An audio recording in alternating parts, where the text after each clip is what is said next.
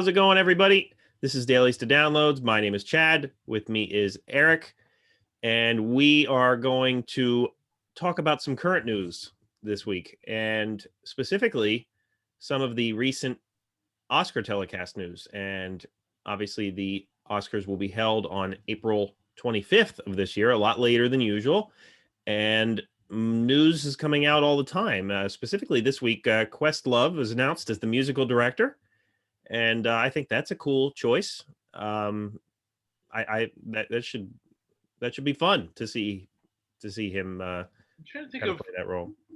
music director at the like. I wonder what that entails. I don't know. Well, and some of the producers, Steven Soderbergh is among the producers, and Yeah, yeah. Richard Which Gravenese is among the writers. yeah, So I mean, with Steven Soderbergh behind, I think the Oscars are going to be shot on an iPhone, and it's gonna star non-professional Oscar nominees, of and course, undoubtedly, it's that's going to be taking place on a cruise ship, a real cruise ship, and there will be a heist involved. there will be yeah, and somehow George Clooney shows up anyway. And it'll be filmed by his alias Peter Andrews, right? So I Right. can't wait for him.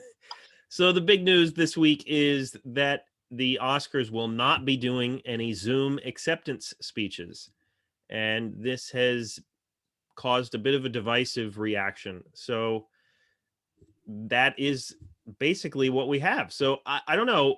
Like, I get why they don't want to have Zoom acceptance speeches. As if anybody watched the Golden Globes or the Gotham Awards or Critics' Choice, like any so far, it's been a bumpy road. It's not like an epic disaster, but it's been bumpy road in terms of the technology and the internet cooperating, I guess is the right word, Yeah, with the telecast, and also the fact that it kind of takes away some of the surprise, some of the drama of the event, and the ratings have been a key factor. The ratings for all the award shows this year have been way, way down. And that is something obviously that the Academy has noticed. So they want all the nominees to be there. And one of the reasons why this new rule of no Zoom acceptance speeches has been controversial is the fact that a lot of the nominees are not in the US, and traveling to the US in a timely manner to get to the ceremony is not easy. So, Eric, what do you think about this? Do you think this was a good move, or do you think it's going to come back to bite them in the backside? well, I mean, I think I mean, I think it does. It's a bad look, I guess, especially given everything going on. I mean, I do appreciate that they are trying to get away from the whole Zoom thing, as we all as we all are, hopefully. Right. Yeah. But No, nobody wants it to yeah, stay there. exactly. But it would seem a little cruel to kind of say that you cannot do that if you cannot attend. Right. To me, that seems strange. I guess they just don't want to set. It's yeah. Again, I was gonna say like they don't want to set the precedent of that, but because like if you don't show up to the Oscars, you just don't show up. But we're in a global pandemic. It's the first time in Oscars history we've had Right. that. So I think that you should be able to at least extend that. But and they're also going to be having the show, I believe, from two locations, from the Dolby Yes. Theater and And Union Station. station. So it'll be interesting to see how they're both. I believe they're both in LA. So it's not like The Globes tried two different locations yeah, New as York and LA. well. And as far as that goes with the Globes, it wasn't too bad. That part of it didn't bother me too In, much. in their scenario, all the presenters were pretty much in person. Right. All the nominees were obviously from their homes, which was like a mix of normalcy and not. Sort of also, if you watched it, not I don't think anyone did, but the Grammys like last week or doing it was like the lowest rate, whatever. But I did where, not. And if the Grammys are low rated, it's not because we're in a pandemic. It's yeah, because the I feel like Grammys the people Grammys have turned into a joke, but yeah, that's another yeah, story. people have definitely been turned off by it.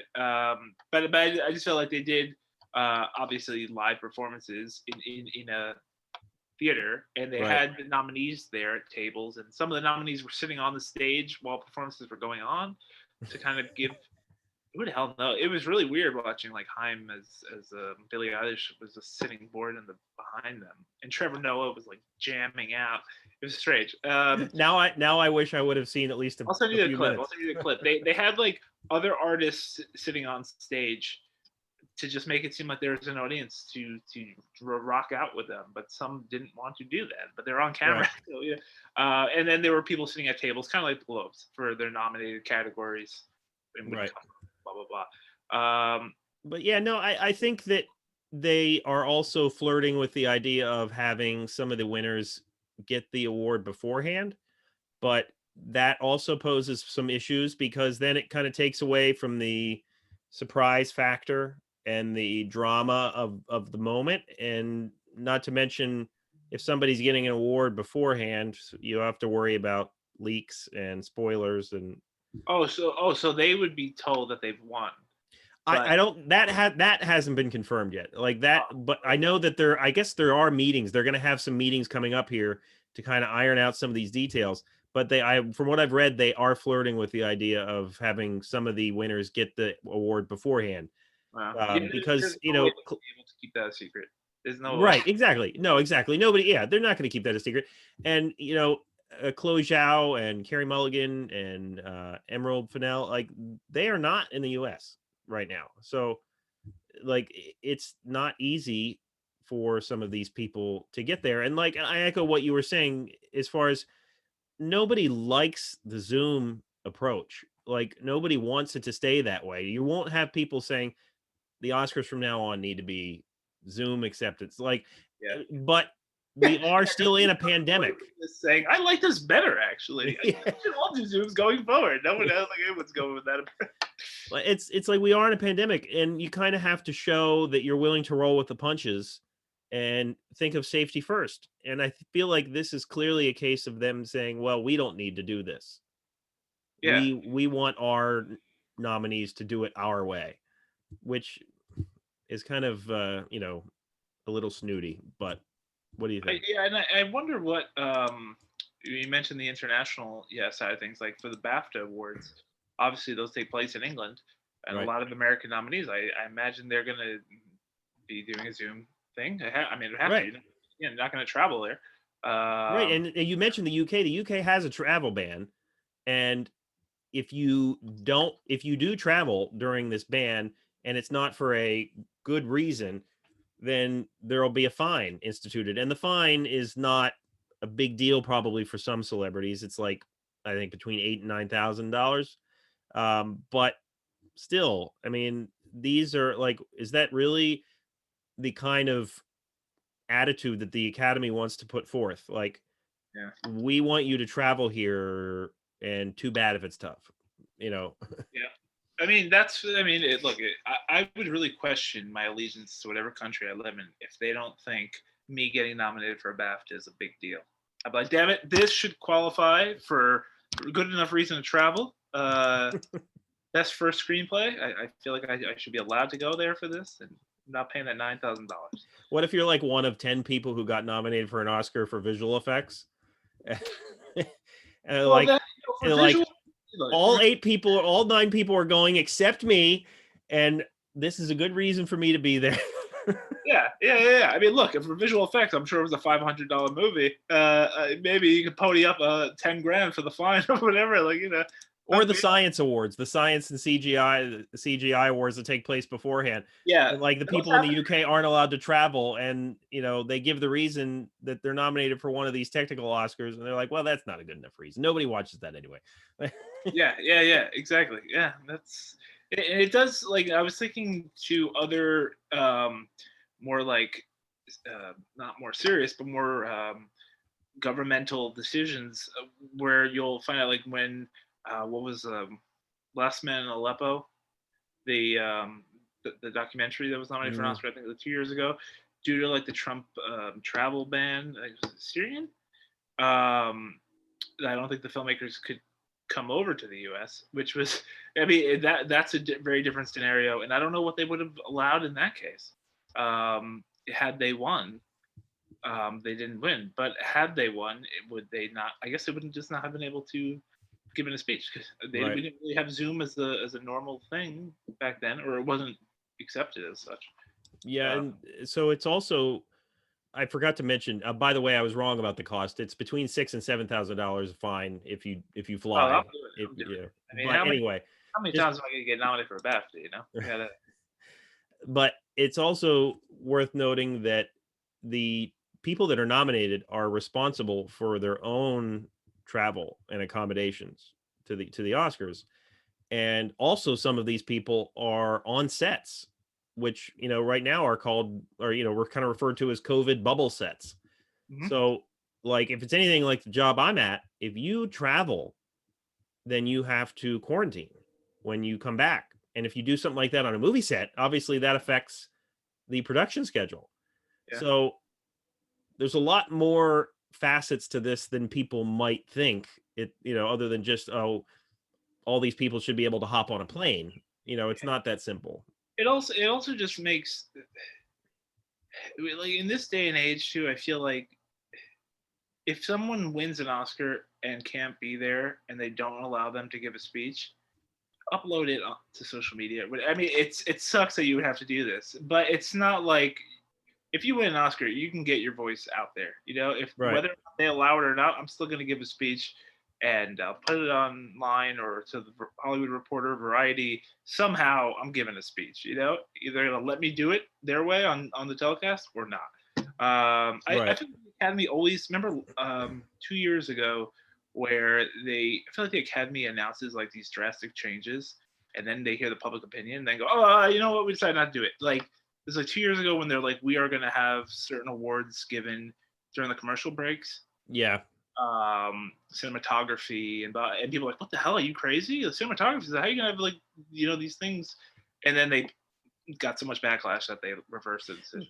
And it's because people are always complaining about the time, the length of the ceremony, and so I guess that was their way of trying to shave some time off. But that's not the answer, obviously. Yeah, I mean, it just seems like oh, the Super Bowl is too long. Okay, so we're gonna shorten the quarters. Like, no, we're Yeah. not talking about that part of the ceremony. We're saying we don't need the 55-minute Pepsi Super Bowl halftime commercial. Right. It's like they're cutting the thing that the awards are. We're not asking you to do that. They already, Right. like you said, moved all the honorary awards off of to a different night. Right. All these private events. So. And I also think the Academy is worried on a number of levels. They're worried not necessarily, not also about the ratings, but because this is a year where there are no widespread blockbusters that are up for awards. You have movies that maybe not everybody has seen in Mank and Nomadland and Promising Young Woman.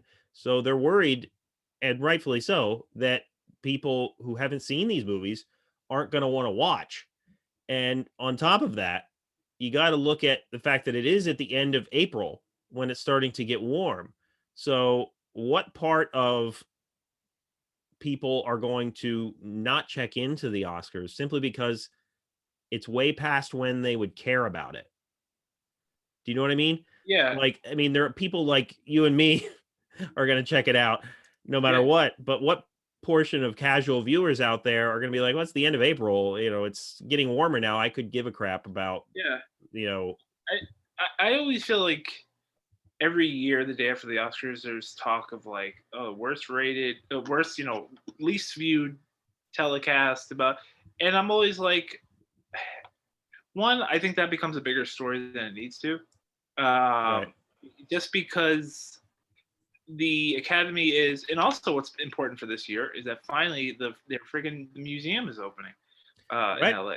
Yeah. And that's they are they are a year-round organization. This is the Academy Awards are their biggest fundraiser. That's what it is, a fundraiser of the Absolutely. year. So I mean, if it gets 28 million or 50 million, they can sell less ads or whatever for less expense. Or their ABC contract maybe is sort of, who knows. But I mean, the Academy is a fully functional year-round thing with programs and Mhm. screenings and restorations, whatever. And the Academy Awards is to a degree a commercial for their institution. So Right. I feel like So yes, I always feel like the whole rating stuff and like how do we make the show more appeal to more of the general public. I always feel like that's the wrong direction to go in necessarily. Absolutely. No, I agree. I just don't think that. I think you dilute it too much, and like everyone says, like, oh, we don't have another Avatar this year for that. I'm like, people really that even if you liked Avatar, do you think the general public's like, I can't wait to see if it wins Best Editing? Gotta Well, watch it. yeah, and Avatar was mentioned in the article I was reading, but I think a lot of the talk of the mainstream movies getting nominated really ramped up with Christopher Nolan's Batman movies. You know, that people were like really like up in Which is arms as to why those things weren't nominated. You know, yeah, and that when The Dark Knight didn't get nominated for like Best Picture, that's what to some degree caused them to expand from 5 to the sliding scale, right? Which I was against that as well. So I've at least been consistent in my We appreciate that. conservative views to the Academy changes. Yeah, but like, yeah, I don't think that should be as important. I mean, Parasite. No, Parasite made a lot of news. I'm sure a very small fraction of the general public in America saw it. But no, you know what? That was a huge change in direction, and it's baby steps. Obviously, not as many women were nominated for Best Director as probably what were deserved, but yeah. it was more than one. Right, the first time we've ever had 2. Right, exactly. We had more than one, so it's baby steps to getting to a much more broad and accepting, awards telecast. And like that Avatar year, we're probably gonna have our second female director win. Absolutely, yeah. I mean, after the Producers Guild just had Nomadland win, I would say that Nomadland is more of a lock now than it was before. But hey, anything can happen. And so, on a side note, in this article, the movie theater chains are really campaigning for the Academy to do a PSA about audiences returning to theaters. They think that the Academy should come out and urge people to go back to movie theaters, and that if they don't, it would be like a huge mistake if they don't use that platform to get people to go back to the theaters. And so I guess the Academy was maybe thinking about doing something about the love of movies, but maybe not necessarily something as explicit or as direct as you need to go back to the theater, because to me that would be the height of stupidity to come out and be like, everybody needs to go back to the theaters and experience it again. Everybody knows what the movie theaters hold, and everybody, like, I just think that it would be the wrong time to do this because we're far from out of the woods with this pandemic. So for the Oscars to be like, we have our nominees here, everybody should just go back to the movie theater. they're gonna gotta emphasize it's totally safe. You don't need masks, whatever. The Academy is like, okay, yeah. So we're gonna do a PSA with a 95-year-old Sidney Poitier, and he's gonna do like, oh god, and then it becomes a PR disaster. Like, I don't know. We're gonna have Betty White go into the theater. That's the only way it would work.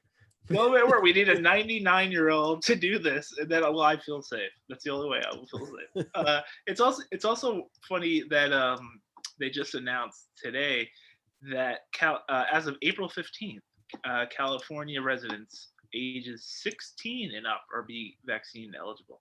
Oh, interesting. I'm just saying, is Gavin Newsom, is this a PSA for the Academy Awards? 10 days later? I don't know. Got to get people back in. So I'm anxious to see what happens. I really am, man. And obviously the Oscars going to air on ABC.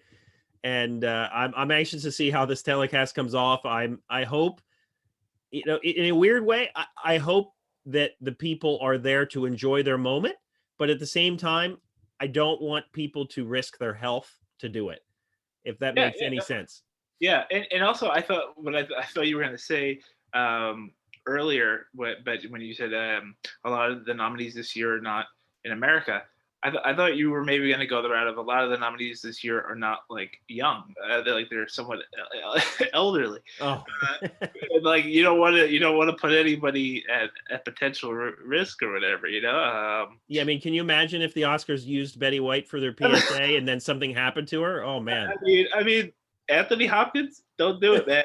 Don't risk it. Just skip it. You've already won one. Don't put your life I'm not sure where Anthony Hopkins lives, but I would be surprised if he shows up.